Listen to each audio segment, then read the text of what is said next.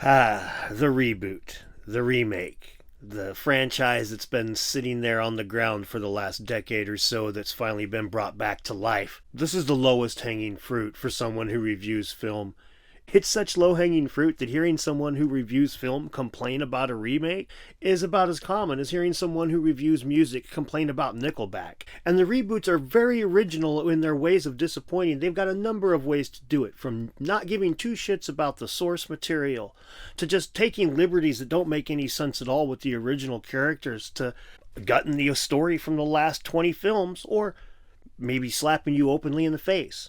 Number of ways for these film franchises to disappoint us. But there was a time in my life that when they took a film franchise off the shelf for a decade and they brought it back, this is what you got.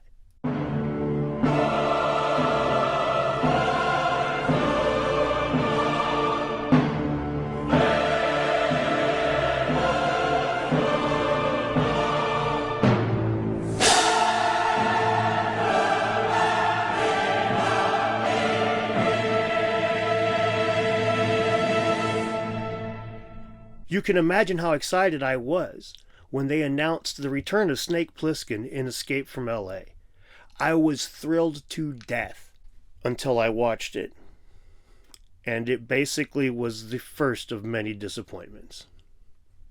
And considering it had both Carpenter and Russell, I was really expecting basically like a Terminator 2 type of scenario. I was expecting some high production value and some good writing and revisiting of these classic characters whooping some more ass. Instead, right off the bat, to capture the feel of Escape from New York, they did what was done in A Force Awakens, and instead of actually coming up with something novel or new, they just tick a bunch of boxes that were done in the originals. The way The Force Awakens will include this ship that looks like this, and this mask that looks like that, and this space station that looks like this, and this that resembles that, and it's not very novel, but it's very Star Wars-y.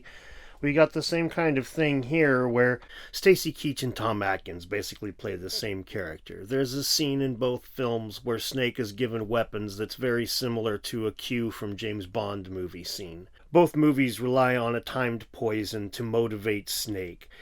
Both times he threatens to kill the people who put him out there when he returns. Both times his means of escape are destroyed when he arrives in the city that he's going to. Both times he's recognized by the cabbie. Both times he's forced by the leader of the city to fight in some brutal thing for his own life. Well, play basketball in this later one, but whatever.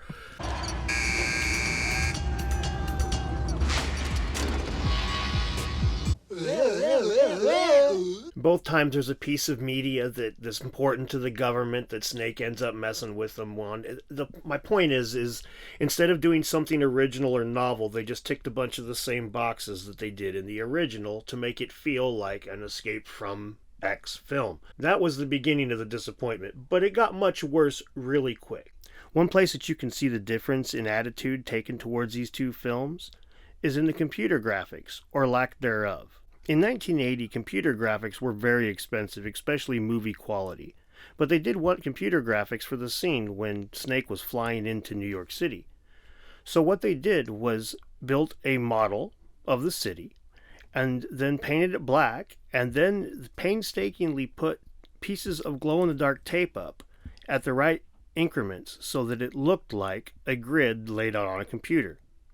Very smart, painstaking practical effect to get around the fact that CGI was very expensive. By comparison, 15 years later, they just use CGI to give us this.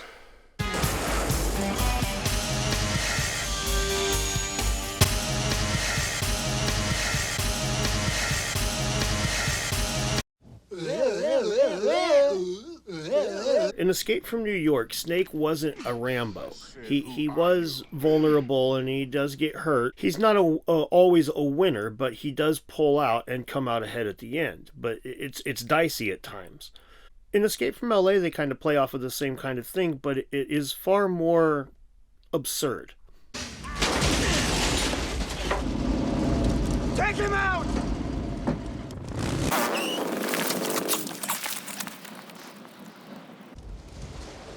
give you assholes a chance.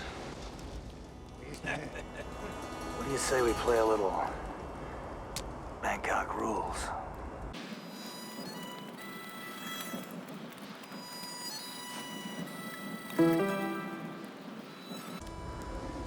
Nobody draws until this hits the ground.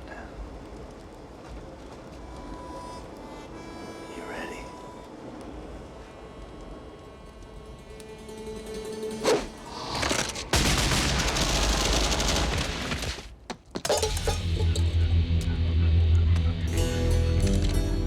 Draw. We end up with characters that are ridiculous and over the top, whereas in Escape from New York, it had the grungy, dirty 70s grindhouse New York streets feel. Escape from LA had this cheesy, polished feel that I understand it's trying to encapsulate the city of LA, but it ended up ruining it, in my opinion. Sega! Escape from LA. The blockbuster Hollywood film, now the blockbuster Sega CD game.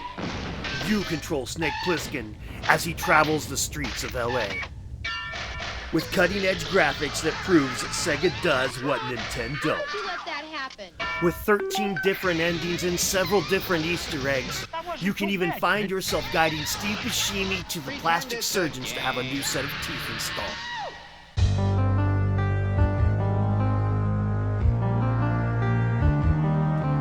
Sega!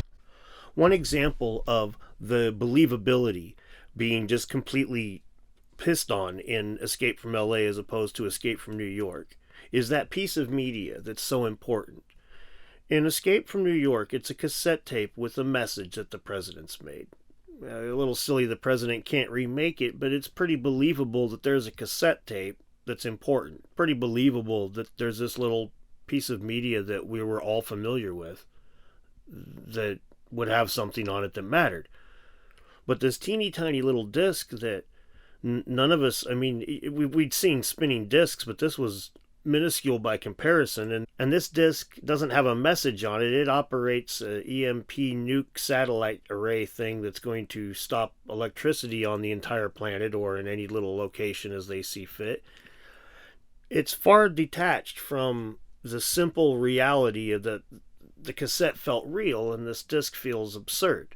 Many scenes in Escape from New York didn't look extremely believable, but they weren't this ridiculous. For example, one of the most ridiculous scenes in Escape from New York would be them driving on the bridge and not hitting mines and not dying when they do hit things that blow up, and it's a little over the top at times. But compare it with this kind of shit. These helicopter guys, the guys in the helicopter, they just don't see any of this going on the ground. They're just going to set it down. Oh, look, there happens to be all these guys with guns. Man, it would have been great if we saw them. We were 10 foot off the ground and could have flown away. But nope, sure didn't see that whole courtyard full of people there. Oh, shit, now we're dead. Oh, man, that's too bad. This is ridiculous.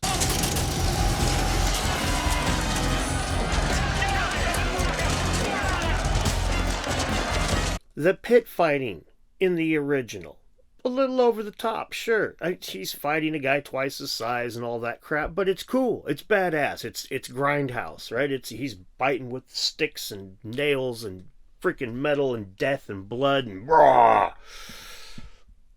As opposed to playing basketball. What? I mean, what? I was, when I saw this in the theater, I was laughing out loud so hard that I felt self-conscious because this was absurd. Are you fucking kidding me? I sure hope he makes the next shot. Do you think he's going to make the next shot or do you think he's going to miss? Oh my God. Oh my God. Or scenes like the big battle at the end when they all come in with hang gliders. Yeah, and it's quite obvious it's a set. Quite obvious that this is not a city street, that this is it's pathetic. It looks so fake. And the fact that this is the same team that gave us the raw realism coupled with the absurdities that was in Escape from New York that made this perfectly blended thing that was like it was this gorgeous dystopian future that wasn't quite believable, but it was believable enough that you ran with it and it felt good. And Snake Plissken felt like a realistic character and it was edgy and brutal. And as if Carpenter was trying to drive home just how silly this was and how little he actually cared, the CGI included is so bottom of the barrel that any moment you might have found yourself captured by the film, this is going to come along and knock you right out of it. And like I said at the beginning, Remake's disappointing us, this is nothing new now. But in those days, I expected something better from this. I was really disappointed by this film, and but much like the negative experiences I had with my first girlfriend, this was basically setting me up for the way things were going to be down the road. This wasn't just something small that's going to go away after a couple of weeks. I'm going to be feeling this for the rest of my life. Even penicillin won't make this go away. I haven't forgotten about this, by the way, Jennifer. Thanks a fucking lot. So in summary, well, Snake Plissken is certainly my favorite Kurt Russell character, and Escape from New York is one of my favorite films of all time. Escape from LA is so utterly disappointing that it's like the third season of Sliders or Star Wars Episode 1 in just how sad it made me to see it.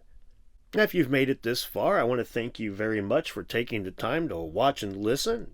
Go ahead and click the little bell thing and like and subscribe and all of that fancy stuff, or unsubscribe, give me a dislike, and tell me why you think Snake Plissken was better in Escape from LA and Escape from New York was mediocre at best. Baby shark, do do do do do, baby